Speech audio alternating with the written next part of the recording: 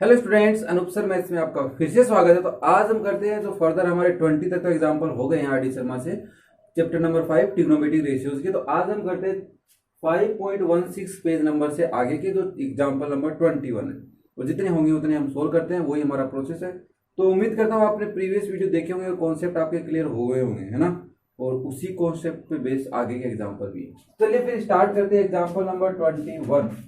Example number 21 में क्या कह रहा है देखो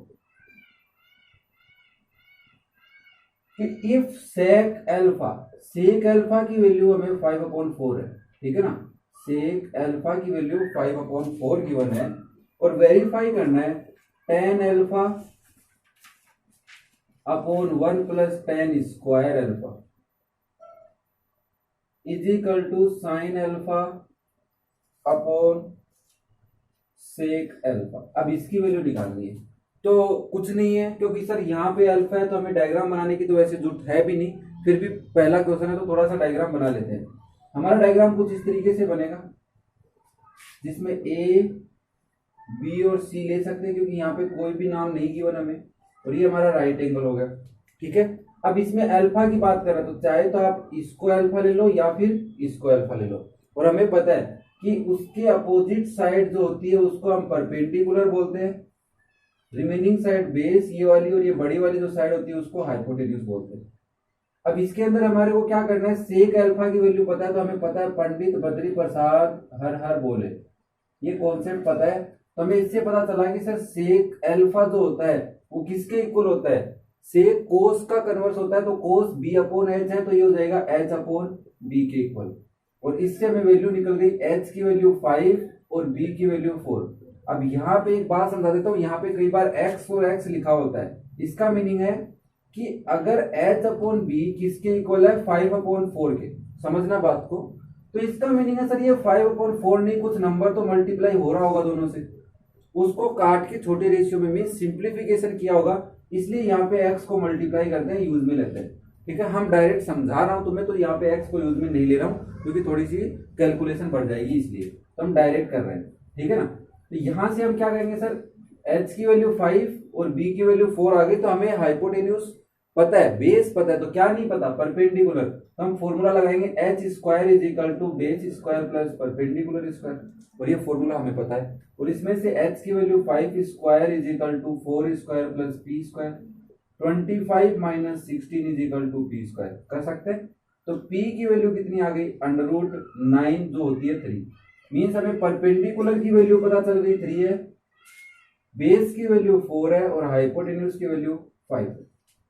अब ये वैल्यू पता चलने के बाद हमें करना क्या, ओनली tan अल्फा और sin अल्फा और sec अल्फा की वैल्यू निकालनी है और इसमें पुट करनी है। तो आप सिंपली मैं वैल्यू निकालता हूं, देखो tan अल्फा, और हमें पता है tan अल्फा इसी एंगल की बात करें तो ये तो होता है p/b के इक्वल, और अल्फा एंगल की बात कर रहा है तो यही ट्राइंगल में p हमारा 3 है और b हमारा 4 है, ठीक है। बात करें साइन अल्फा की, तो साइन अल्फा जो है वो p/h होगा, और परपेंडिकुलर की वैल्यू 3 है और बेस हाइपोटेन्यूज की वैल्यू 5 है, और सेक अल्फा की वैल्यू हमें डायरेक्ट गिवन थी 5/4। वैल्यू पुट करते तो देखो tan अल्फा की वैल्यू क्या है, 3/4 अपॉन 1 प्लस 3/4 का स्क्वायर। LHS ले लेते, कल भी एक क्वेश्चन ऐसा ही किया था हमने कि दोनों को साथ में किया था, तो मैं एक बार दोनों को साथ में कर लेता हूँ। ये LHS हो जाएगा, ये RHS, और दोनों की वैल्यू इक्वल ले आएंगे। 3/5 अपॉन 5/4। इसको सॉल्व करेंगे तो क्या आएगा, 3/4 अपॉन 1 प्लस 9/16, क्योंकि स्क्वायर ओपन कर लेंगे। और यहाँ पे हमारा क्या जाएगा, देखो 3/5 इंटू 4/5, तो आ गया 12/25। इसका रेसिप्रोकल ऊपर वाले से मल्टीप्लाई कर दिया, ठीक है। अब ये तो RHS की वैल्यू तो हमारे पास कितनी आ गई है, 12/25। तो इसको तो हम आगे यूज में नहीं ले रहे यहाँ से, ठीक है। RHS की वैल्यू हमारे पास आ गई। LHS को सोल्व करते हैं, 3/4 ही रहेगा। LCM आ गया 16, तो आ गया 16 प्लस 9। तो यहाँ से देखो क्या आएगा, 3/4 अपॉन 16 प्लस 9 की वैल्यू कितनी होती है, 25/16। वापस से फ्रैक्शन में फ्रैक्शन का डिवाइड करना है तो मल्टीप्लाई कर लो, ये हो गया, यस और नो। और 4 से 16 कट जाएगा 4 टाइम, तो आंसर आ गया 3 इंटू 4/25 इज इक्वल टू 12/25। तो हमारा जो LHS था उसकी वैल्यू भी 12/25 और RHS की वैल्यू भी कितनी आ गई 12/25, दोनों इक्वल आ गए। तो हमने इसको वेरीफाई कर दिया क्या? यस। सिंपलीफाई वेरीफाई दोनों एक ही मतलब है। वेरीफाई का मतलब होता है LHS को RHS के इक्वल लाना और सिंपलीफाई का मतलब होता है उसकी वैल्यू फाइंड आउट करना। पेन का कॉम्बिनेशन कैसा लगा, मार्कर का बताना तो जरूर मुझे कमेंट करके सर अच्छा है या फिर मार्कर चेंज करें, ठीक है। तो चलिए फिर इसी तरह एग्जांपल नंबर 22 भी कर लेते हैं। एग्जांपल नंबर 22 क्या कह रहा है कि साइन थीटा की वैल्यू 4/5 है। Sine theta is 4/5। Find the value of 4 tan theta minus 5 cos theta upon sec theta plus 4 cot theta. अब इसमें बताओ, मुझे कुछ बताने की जरूरत है कि अगर तुमने मेरे वीडियो कंटिन्यू देख रहे हो तो तुम कहोगे सर ये तो वैसे भी सिंपल हो जाएगा, पर थोड़ा सा बता देता हूँ, बाकी तुम करके देखना। देखो सबसे पहले थीटा है तो यहाँ पे भी थीटा है तो हमें डायग्राम बनाने की जरूरत नहीं है, तो हम डायरेक्ट लिखेंगे सर साइन जो थीटा होता है वो P/H के इक्वल होता है। ये सुनो, अब P/H का मतलब क्या है, 4/5 है यहाँ से इस वाले से, तो P की वैल्यू 4 है और H की वैल्यू 5 है। तो हम इससे क्या निकालेंगे, B की वैल्यू, और B की वैल्यू क्या आ जाएगी 3। कैसे आई देखो, under root H square minus P square होगा, तो 25 माइनस 16 आएगा अंडर रूट 9 और उसकी वैल्यू क्या होती है 3, क्योंकि पिछले वाले एग्जांपल में 3 4 5 ही थे तो इसलिए हमने इसको डायरेक्ट निकाल लिया। चलिए अब तुम्हें tan थीटा की वैल्यू निकालनी है। tan थीटा होता क्या है P/B, P की वैल्यू 4 और B की वैल्यू 3। cos थीटा निकालना है तो cos थीटा होता है B/H और B की वैल्यू 3 और H की वैल्यू 5। फिर आया सेक थीटा, तो सेक थीटा क्या होता है, सेक थीटा कोस का कन्वर्स होता है तो डायरेक्ट लिख दो 5/3 लिख देते हैं। और बचा कोट थीटा tan का कन्वर्स तो 3/4 लिख लो। अब ये सारी वैल्यू इसमें पुट कर लेते हैं फटाफट। देखो 4 into 4/3 minus 5 into 3/5 upon 5/3 plus 4 into 3/4। तो यहाँ पे आया, देखो इसको सोल्व करेंगे तो 4 4 16/3 माइनस 3 अपॉन 5/3 प्लस 3/1, क्योंकि 4 से 4 कैंसिल। एलसीएम लेंगे तो 16 माइनस 9/3 अपॉन, इसको सोल्व करेंगे तो एलसीएम लेके करेंगे तो 9/3 इज इक्वल टू 16 में से 9 माइनस करेंगे तो कितना आएगा 7 ही आएगा अपॉन 3 अपॉन 5 प्लस 9 14/3। तो आंसर आ गया 7/3 इंटू 3/14। आंसर आया 7/14, जिसको आप बोल सकते हो 1/2। तो हमारा आंसर आ गया 1/2। तो बस सिंपल था, कोई बड़ी बात नहीं थी इसके अंदर, हमें बस कैलकुलेशन करनी थी और वो ही कॉन्सेप्ट है सिमिलरली। ठीक है, कोई दिक्कत नहीं है, हम कर लेंगे ऐसा वैसा। तो कैसा लग रहा है, समझ में आ रहा है? चलिए फिर एग्जांपल नंबर 23 की ओर चलते हैं। एग्जांपल नंबर 23 में क्या कह रहा है, in a right angle triangle ABC right angle at B। ठीक है, ये हमारा राइट एंगल ट्राइंगल है जो B के ऊपर क्या है, राइट एंगल है। ये इसने बोला है तो हमें यहाँ पे समझना होगा कि B के ऊपर राइट एंगल बोला है, तो इसको A ले लेते हैं और इसको क्या ले लेते हैं C। ठीक है, चलिए the ratio of AB to AC, हमें कह रहा है AB रेशियो AC की वैल्यू गिवन है, वो कितनी गिवन है 1/√2। फाइंड द वैल्यूज ऑफ, देखो इसमें 3 क्वेश्चन है तो मैं यहाँ पे लिख देता हूँ। पहला फर्स्ट क्वेश्चन है हमारा 2 tan A upon 1 plus tan square. Okay, second जो क्वेश्चन है उसकी वैल्यू निकालनी है 2 tan A upon 1 minus tan square. ठीक है, थोड़ा सिंपल कर दिया क्योंकि tan A की वैल्यू निकालनी और किसी की नहीं, पर यहाँ पे कॉम्प्लिकेट किया तुम्हारे लिए। तुम इस रेशियो को क्या लिख सकते हो, AB अपॉन AC लिख सकते हो, इज इक्वल टू 1/√2। अब यहां से पता चल रहा है AB की वैल्यू 1x, AC की वैल्यू √2x। अब वो x हम लेंगे नहीं, हम डायरेक्ट कहेंगे सर AB कितना है 1 और AC कितना है √2, और हमें बात कर रहा है एंगल A की, तो ये हमारा एक्यूट एंगल हो गया। ठीक है, इसके सामने वाली साइड इसके लिए परपेंडिकुलर है, ये बेस है और ये हाइपोटेन्यूज है। ठीक है, अब सिंपली तुम क्या कहोगे सर हमारे को तो बेस और हाइपोटेन्यूज की वैल्यू पता है, तो perpendicular square is equal to hypotenuse square minus base square under root 2 square minus 1 square is equal to 2 minus 1 is equal to 1। तो पी स्क्वायर की वैल्यू 1 है, तो पी की वैल्यू भी कितनी होगी 1।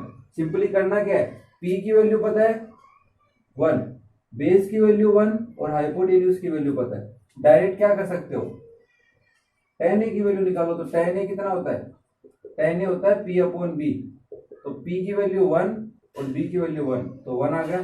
तो फर्स्ट वाले में देखो 2 इंटू 1 अपॉन 1 प्लस 1 का स्क्वायर, 2 अपॉन 2 वैल्यू आ गई 1।